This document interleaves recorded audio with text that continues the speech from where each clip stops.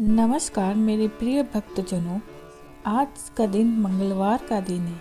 आज हम आपको मंगलवार व्रत कथा सुनाएंगे। मंगलवार व्रत सुख संपत्ति, यश, संतान प्राप्ति के लिए मंगलवार का व्रत रखना शुभ माना जाता है।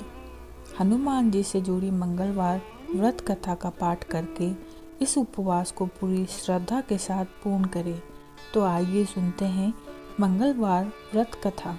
प्राचीन समय की बात है। किसी नगर में एक ब्राह्मण दंपति रहते थे। उनके कोई संतान न होने के कारण वह बेहद दुखी रहते थे। हर मंगलवार ब्राह्मण वन में हनुमान जी की पूजा करने जाता था।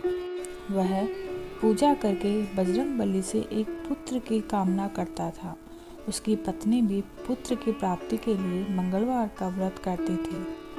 वह मंगलवार के दिन व्रत के अंत में हनुमान जी को भोग लगाकर ही भोजन करती थी। एक बार व्रत के दिन ब्राह्मणी ने भोजन नहीं बनाया और न ही हनुमान जी को भोग लगा सकी। तब उसने प्रण किया कि वह अगले मंगलवार को हनुमान जी को भोग लगाकर ही भोजन करेगी। वह भूखी प्यासी 6 दिन तक पड़ी रही। मंगलवार के दिन वह बेहोश हो गई। हनुमान जी उसकी श्रद्धा और भक्ति देखकर प्रसन्न हुए और उन्होंने आशीर्वाद स्वरूप ब्राह्मणी को एक पुत्र दिया और कहा कि यह तुम्हारी बहुत सेवा करेगा। बालक को पाकर ब्राह्मणी बहुत खुश हुई। उसने बालक का नाम मंगल रखा। कुछ समय उपरांत जब ब्राह्मण घर आया तो बालक को देख पूछा कि वह कौन है। पत्नी बोली कि मंगलवार व्रत से प्रसन्न होकर हनुमान जी ने उसे यह बालक दिया है।